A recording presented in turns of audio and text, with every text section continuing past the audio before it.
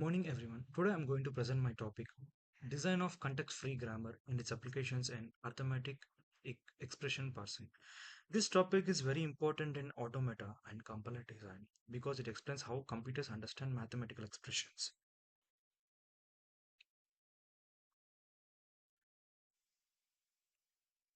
Now let's look into the introduction. Let me start with a simple question. If you give an expression like A plus B star C, what should be evaluated first? Should we add first or multiply first? Should we add this A plus B first or should we multiply B star C first? This is exactly the problem parsing solves. It helps us determine whether an expression is valid, how it should be evaluated. In compilers, parsing is used to understand program structure before executions. So parsing is a process of analyzing a string based on its grammatical rules. So it helps determine whether a string is valid or not. It is used in compilers to understand whether uh, it is structured or not before the executions. And yeah, let's move into the what is context-free grammar.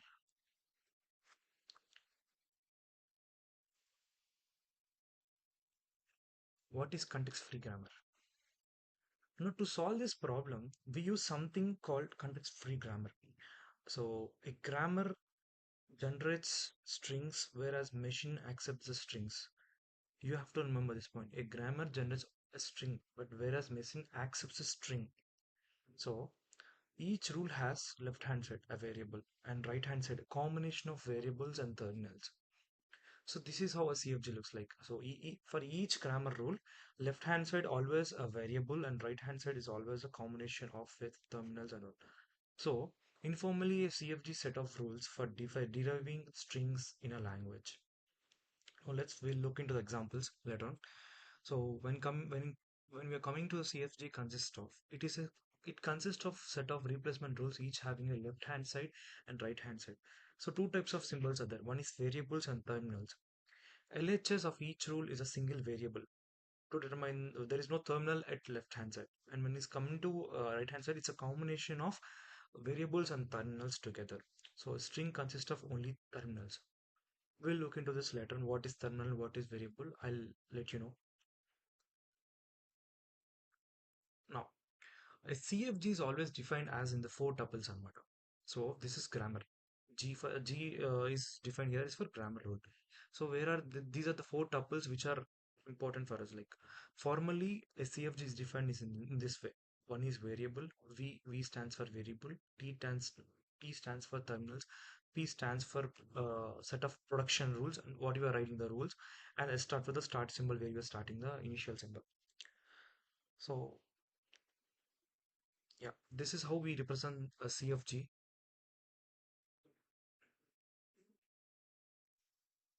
CFG is used in arithmetic expressions parsing. So our topic is about CFG used in arithmetic expression parsing. So it is to define valid expressions, construct parse trees, and ensure correct evaluation using the precedence rules. So this is what we are explaining, and this is what we are going to present. And yeah, so overall, a CFG plays a crucial role in parsing arithmetic expressions by defining their structure, resolving ambiguity, and ensuring correct evaluation order. So in this presentation, we'll see how context-free grammars are used to parse arithmetic expressions and how they help in understanding the correct structure and evaluation of expression. So these are how the rules are defined. Now let's move into the next slide. Examples of CFG. So let's take this whole set is called a set of production rule. It's a denoted with P.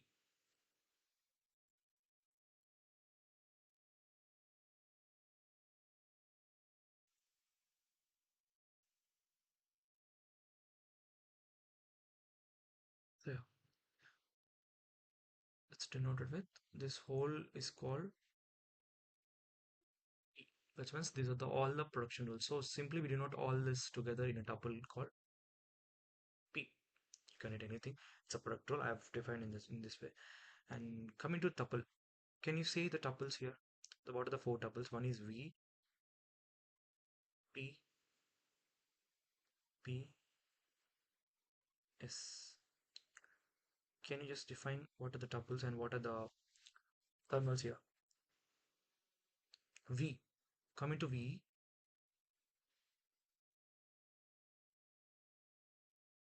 E. Variables I'm writing. And only E here. You can see only E here. And what coming to terminals, it's only ID. That means identifier. Here just we are having only one terminal. Terminal means where we are making a grammar based on the terminals.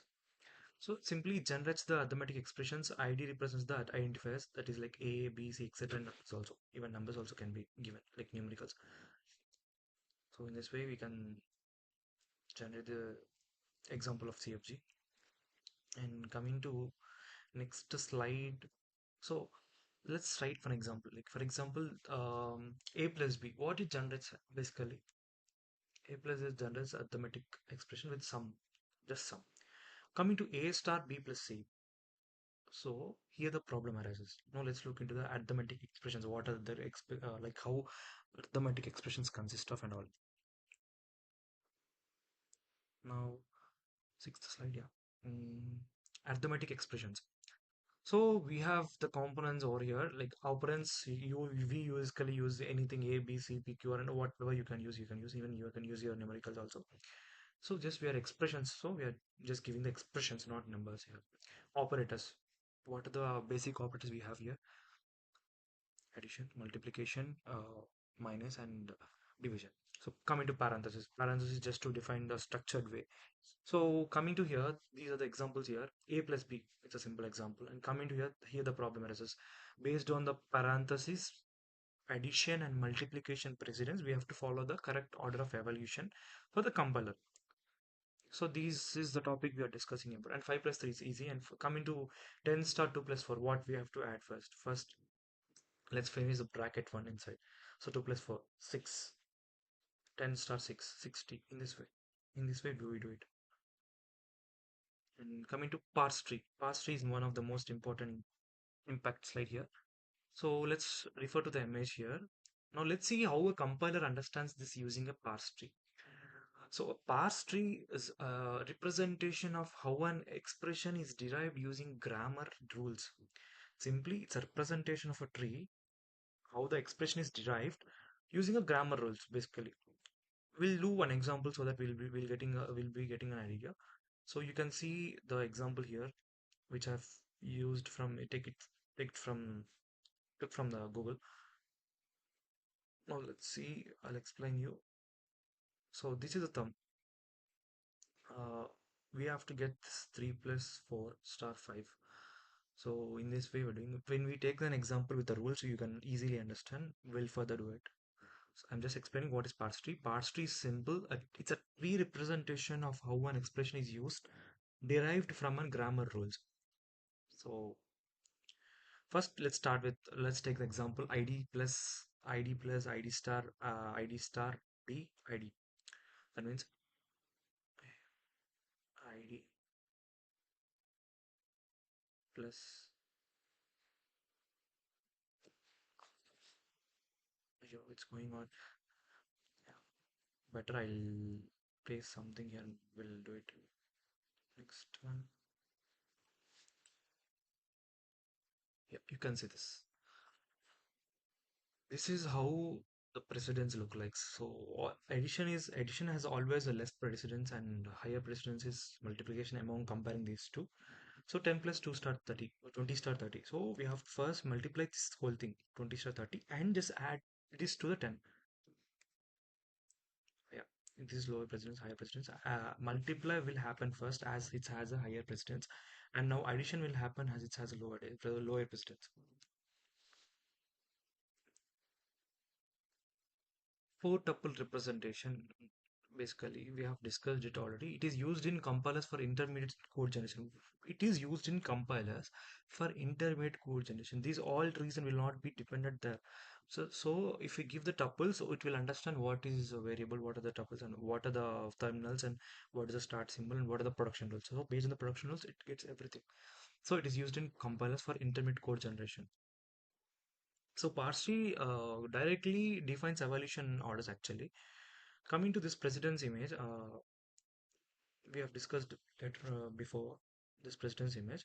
So simply we can say from this as multiplication has higher precedence and uh, addition has lower precedence. Let's look into the four tuple representation.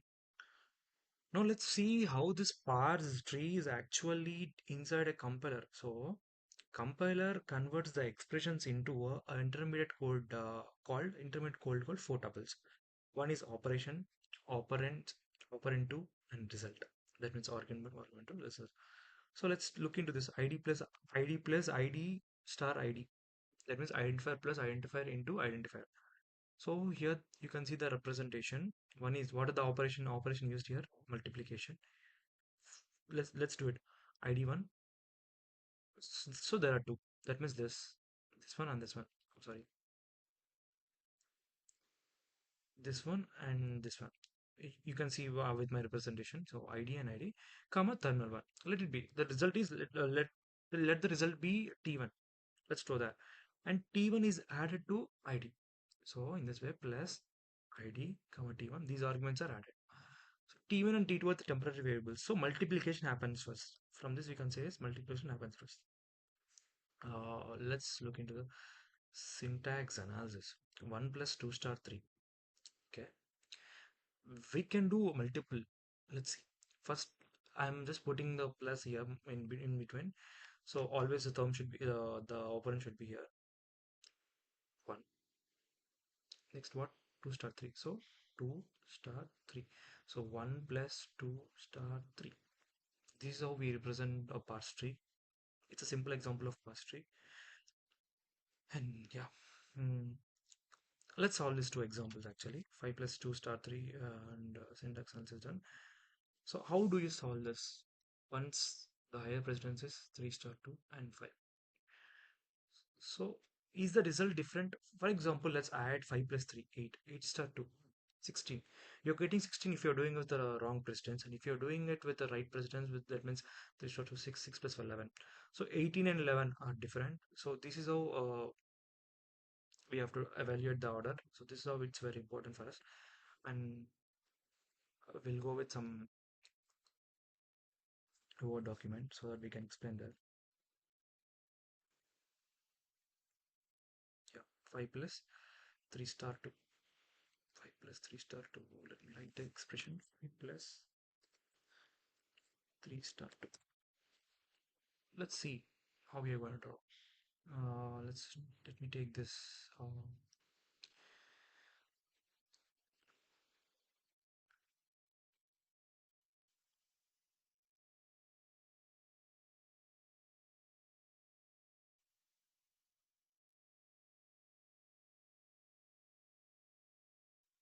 5. So let me put here 5 plus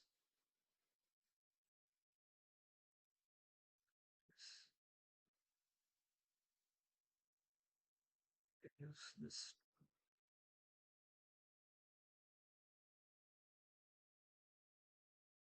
5 plus 3 star 2. So in this way, I am writing a simple parsing one. This is how you represent this expression. Let's look. Let's move into this.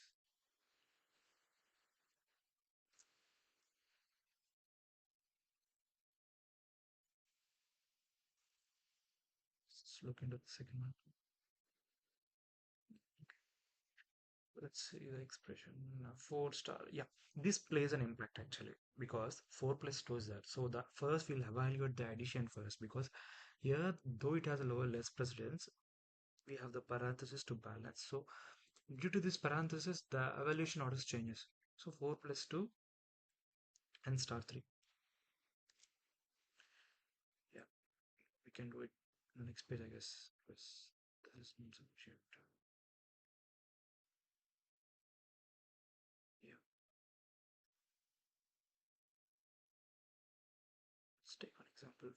plus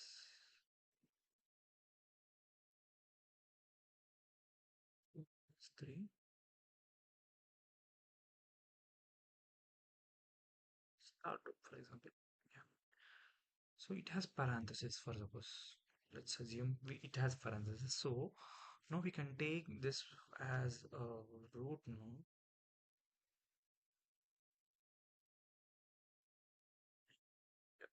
Wait, sorry. Where is the eraser over here?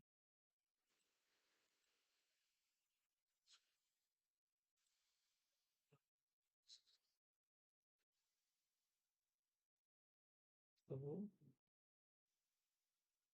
first let's give this parenthesis and then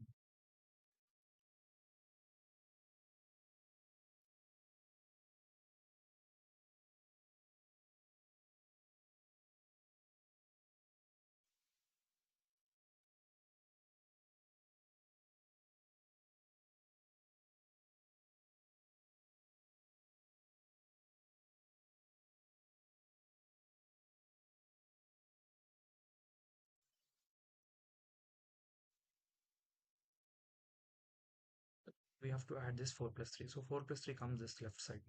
Let's look at this. Before that we have brackets. We have to work on it because you have brackets, you have to do it.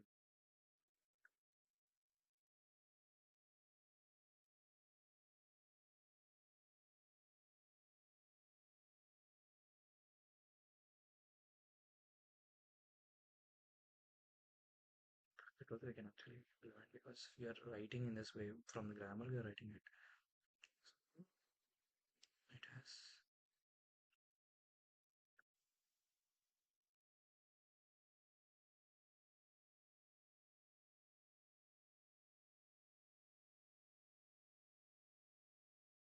so we can actually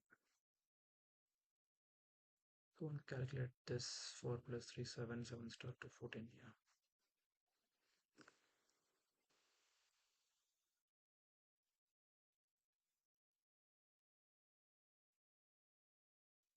So we're just trying this with we have to first actually give with the variables. We'll let you know how to do it. Now the next slide is leftmost derivation. So in this derivation, we always expand the leftmost non-terminal first, and then if there is nothing is there, we'll start with the end one, right end one. If at all, if there are non-terminals exist, we have to start with the leftmost derivation. So first we'll start on breaking the leftmost derivation with non-terminals based on the rules, and similarly rightmost derivation. Rightmost non-terminal will be first evaluated or expanded. So let's take this expression, id plus id star, same expression. Let's go and work on this. E plus, so these are the production rules. There are three production steps given, rules given. So let's take first E plus T. E plus T. We are doing on leftmost derivation. So what is the left one here? E. I don't know. E. So E can be replaced with E plus T or T. Right. So let me use this instead of E. Let me take, because in the production rule E can be written as E plus P or T. So let's go with T. So T plus T. Now in this both, what is the leftmost one? Again T. So coming to T, you can use T star F or F. I'm going with F. F plus T. Right. And then after F plus T, then this let's do it from here. Or else you'll be confused over here. ID. Now we are replacing with I with.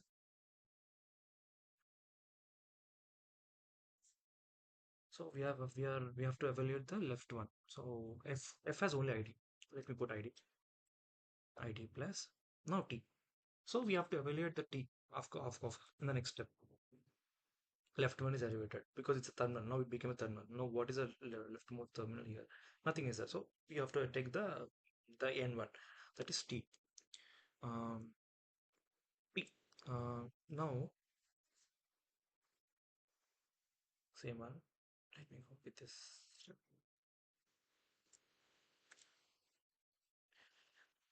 id plus what we can use in the place of t. We want this expression, so we have to go with t star f, this one. So I'm replacing t with t star f, and then plus in this both, what is the leftmost one? T. So t can replace f again. Yeah, f star f, and then id plus f star. So in f there is only one chance. You have to evaluate only f. So that means left one star f, because f has only one id. Go to the production. Now id plus f can be replaced with only one, right? So id. You're getting this expression in this way. So this is how left evaluation done. Now let's move into the right evaluation. Okay. Sorry. Yeah. Right evaluation.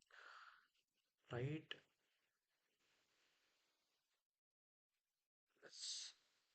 Where is this? So let me do it scratch from scratch so that you'll understand it, because my painting is not working when the drawing one is not working properly. So it will be easier for you. Let's right here. Let's suppose what is the expression here? Yeah, yeah. Let's evaluate e plus t. Okay. Sorry. E plus. Now after e plus t, what have to do? We have to derivate or expand the rightmost one. Rightmost one matlab, let's evaluate t. What can be written in the t? T star f or f? Let's look into this. T. You know, this t part will become this id star id star. So we can go with this actually. Let it be. We can't put f, because if directly if we keep the f, we have to evaluate again. It will come id. So no use of it. Let it be t star f, and then e t star f this there now. So in the, yeah, t star f in this three, what is the rightmost one again? F. So however, will be evaluated with id. So replaced with id, and now t can be written again as, what it can be written? T na? Okay, t can be written as f star id. Okay, okay, then I'm then f